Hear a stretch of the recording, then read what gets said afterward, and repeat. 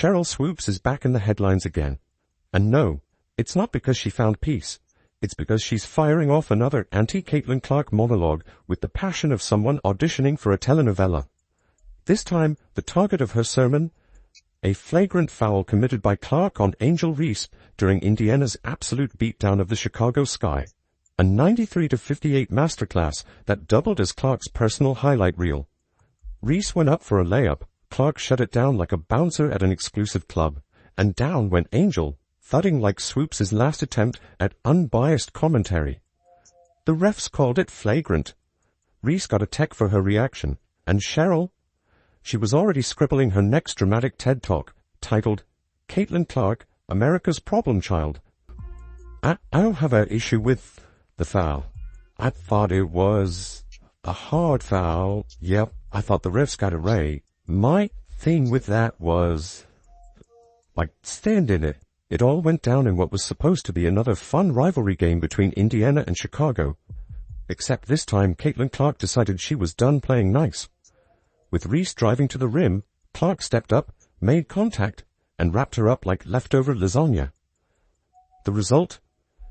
Reese hit the hardwood so hard you could feel the internet vibrating. But here's where it got really spicy. Clark didn't flex, didn't bark. She just turned and walked away like she had reservations at Nobu. Not even a glance back. Just vibes and victory. I don't think Caitlin Clark is wrong for walking away.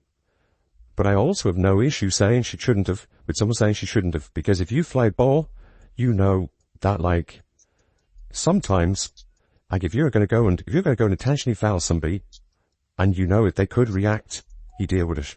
That walk away? Iconic. Clark committed the foul, shrugged off the theatrics, and bounced like she had better things to do, which, let's face it, she probably did. Meanwhile, Reese popped up like she was spring-loaded, ready to throw hands and ad-libs. But Clark was already halfway to the huddle, looking more composed than a politician after a scandal. It was cold. It was calculated. And to half the arena, it was glorious. The other half booed like she'd personally unplugged their Wi-Fi. Either way, the moment went viral faster than a baby goat video. Before Reese could turn that energy into an on-court WWE audition, Aaliyah Boston slid in like a Netflix character trying to defuse a bar fight. And in her effort to play peacemaker, she gave Reese a little nudge backward. Accident or not, it was just enough to make things even messier. Whistles blared, players stiffened. Fans stood up like it was the final scene of a Broadway show. This wasn't just basketball, this was pure theater, and the script was dripping in drama. Enter Swoopes, stage left. But let's be clear, Sheryl Swoopes doesn't just critique Clark. She practically has a Pinterest board dedicated to it. Every game, every foul, every facial expression, Clark lives rent-free in Sheryl's mental real estate. After the Reese foul, Swoopes went full scorched earth on her podcast, claiming Clark acted like she owned the league. Never mind the fact that Clark practically does. Ticket sales, merch, TV ratings, the whole deal. But, yeah, let's focus on her body language. You know that one relative who has an unsolicited opinion about everything from your career to your outfit choices? That's Swoopes when it comes to Caitlin Clark. The second this foul happened, you could almost hear Sheryl cracking her knuckles and typing up a monologue. Within hours, her hot take was out in the wild, spicy enough to make jalapenos jealous. She wasn't subtle, she never is. Jumping on Gil's arena like she had receipts and a revenge arc, Swoopes didn't even pretend to hold back. I don't have a problem with the foul, she said. My issue was with all the other stuff. Translation? She's mad Caitlin didn't stick around to get into a shouting match with Reese. According to Swoopes, if you start the fire, you better dance in the flames. Because apparently, Clark's real crime wasn't the foul. It was having the gall to exit with dignity. Sheryl Swoopes wants to see degenerate activity. Sheryl Swoopes wants to see bottom-of-the-barrel activity. Sheryl Swoopes wants to see a bunch of nonsense taking place on the court. Sheryl, if it was a hard foul, why would Angel Reese get up the way she did? If it was just a hard foul, just a basketball play, why would Angel Reese get up the way she did? And then came the classic Swoopes special, the double standard rant. If Angel Reese or anyone else had made that same foul, she claimed, the world would have erupted. But since it was Clark, The reaction was muted, sanitized, softened. According to Sheryl, Caitlin Clark is the golden child, immune to criticism, living in a media-protected bubble. Never mind that Clark gets body-checked every game and still gets blasted by half the media like she's breaking the sport. But sure, Sheryl, spin it like Clark's the chosen one while conveniently forgetting she's also the one eating elbows and critiques for breakfast. Let's not forget, Swoopes is a 4-time WNBA champ and a certified legend. But right now, her legacy is starting to resemble that one ex who can't stop talking about you at every party. At this point, Sheryl's obsession with Clark has more plot lines than a soap opera. When Clark was shattering records, Swoopes downplayed it. When Clark hit logo threes like they were free throws, Swoopes said, "Let's see her do it against real competition." If Clark walked on water, Swoopes would demand to see if she could swim. I mean, she got so much hate in her heart for this 6-foot, white girl that's playing in the league, dominating everything. Fans aren't blind. They've picked up on the pattern. It's no longer analysis, it's a vendetta. The kind of relentless fixation that makes you wonder if Caitlin Clark accidentally took Sheryl's parking spot one day. And while Clark keeps making history and rewriting the rules, Swoopes is stuck writing bitter scripts with the same predictable ending. Downplay, discredit, repeat. And let's talk about irony for a second. This is a player who once carried the WNBA on her back, now dragging the league's newest star like she's a burden. Swoopes wants the WNBA to grow, but only on her terms. Only if the spotlight shines where she deems it worthy. Heaven forbid a 22-year-old from Iowa comes in and sells out arenas faster than most teams can update their Twitter feeds. It's amazing how different somebody like Cynthia Cooper is to Sheryl Swoopes. They play together, but the level, the difference in the hateration, the pettiness, the jealousy that comes from one former player versus the other former player is stark. Maybe that's the part that stings the most. Clark isn't just good. She's transformational. She's doing what hasn't been done, changing the game and the audience, bringing new life and energy, all while keeping her head down and letting her game do the talking. That kind of presence doesn't need approval from the old guard. It just needs room to run. And while Swoopes continues trying to write her own version of the narrative, Clark just keeps writing history. Triple-doubles, record ratings, sold-out crowds, these are not flukes, they're facts. And they're happening whether Sheryl likes it or not. You ask me back, Caitlin, if you're going to break a record, to me, if it's legitimate, you have to break that record in the same amount of time that that player set it, okay, right? So if Kelsey Plum set that record in 4 years, well, Caitlin should have broke that record in 4 years. But because there's a COVID year, and then there's another year, you know what I mean? So she's already had an extra year to break that record. So is it truly a broken record?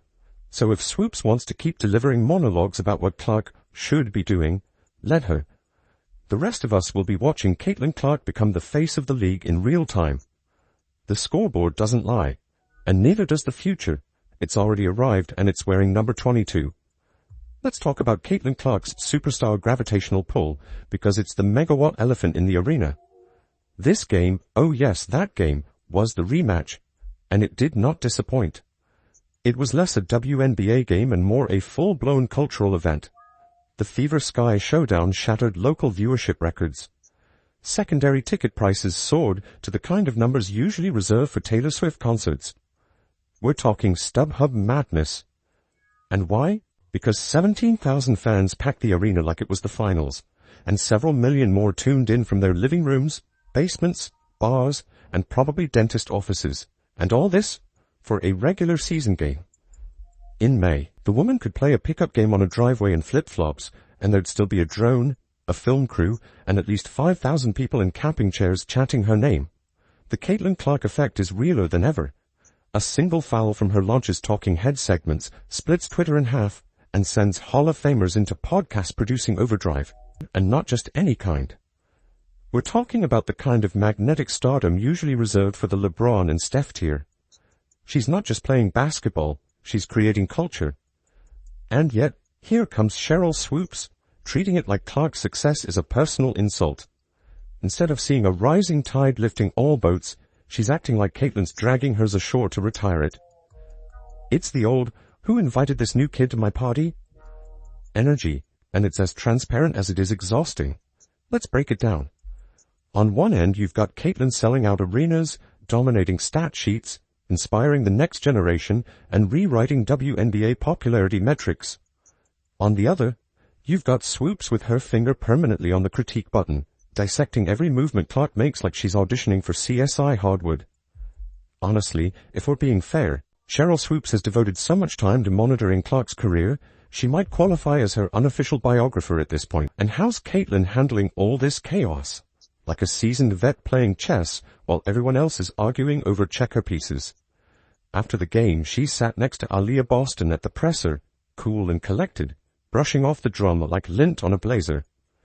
No malice, she said, just defense.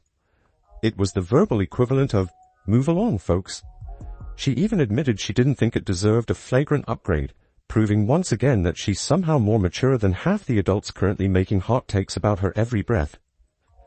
Naturally, Sheryl found a way to twist that too. She zoomed in so hard on that mini-confrontation she could have been mistaken for the league's official drama detective. She had notes. On Aaliyah, on Caitlin, on the walkaway, on who stood where and who blinked when. Swoopes nitpicked the sequence like she was breaking down Zapruder film footage, complete with analysis about who should have grabbed whom and what it all really meant. If WNBA drama ever needed a theatrical director, Sheryl's got the job locked. Just about every single analyst and pundit in the basketball community has been rifling off takes regarding Caitlin Clark's flagrant foul on Angel Reese during the May 17th game between the Indiana Fever and Chicago Sky.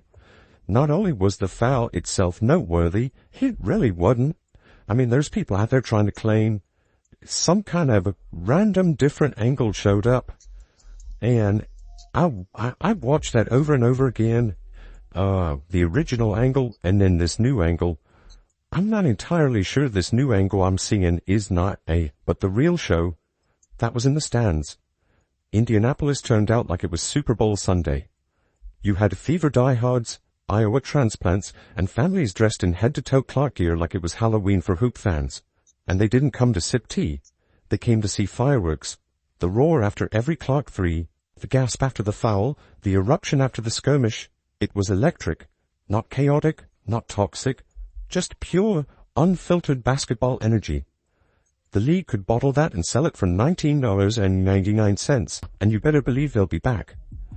This whole saga, the foul, the flare-up, the Swoopes soliloquy, the Twitter theater, it's only pumping more oxygen into the Clark versus Reese bonfire. The rematch, circled, highlighted, framed. And the ticket price, already spiking. Caitlin versus Angel is now the WNBA's hottest product, and no amount of finger-wagging from disgruntled legends can slow the hype train. Let's get real here. Being a megastar means becoming a magnet. For love, for hate, for clicks, for critiques. Clark's spotlight is so bright it's practically giving people sunburn. And with every 30-point performance, every viral highlight, every crowd that chants MVP when she's at the line, the target on her back grows. But that's how it works. You don't become a star without also becoming a lightning rod. So for every fan holding up a homemade Caitlin is Queen sign, there's a Sheryl Swoopes in the background squinting skeptically and muttering something about the good old days. And you know what? That might be the best compliment Clark's received yet. You're not truly at the top until someone who used to be the top won't stop critiquing your parking stance. Still, Sheryl's going to Sheryl. She's got opinions, and she's not shy. But when those opinions consistently swing like a pendulum stuck in a grudge, people notice. They see the contradiction, the bitterness, the unwillingness to let a new era unfold without complaint. And more than that, they see Clark continuing to rise, despite the noise. The Indiana Fever are that golden destination, and I can't help but laugh to the fans and the people online who, and the media commentators, unfortunately, who said that nobody wanted to play in Indiana. That doesn't make any sense. So while Sheryl Swoopes polishes her next paragraph-long complaint, Caitlin Clark is busy prepping for another game, another sold-out crowd, and another box score that reads like a prophecy. She's not distracted. She's not deterred. She's dominating. The truth? Caitlin Clark is the lifeblood of the league right now. The oxygen in the WNBA's lungs. Without her, the league is a whisper. With her, it's a roar. That flagrant, a footnote. The backlash, background noise. And the critics, just echoes in an arena that's already chanting her name.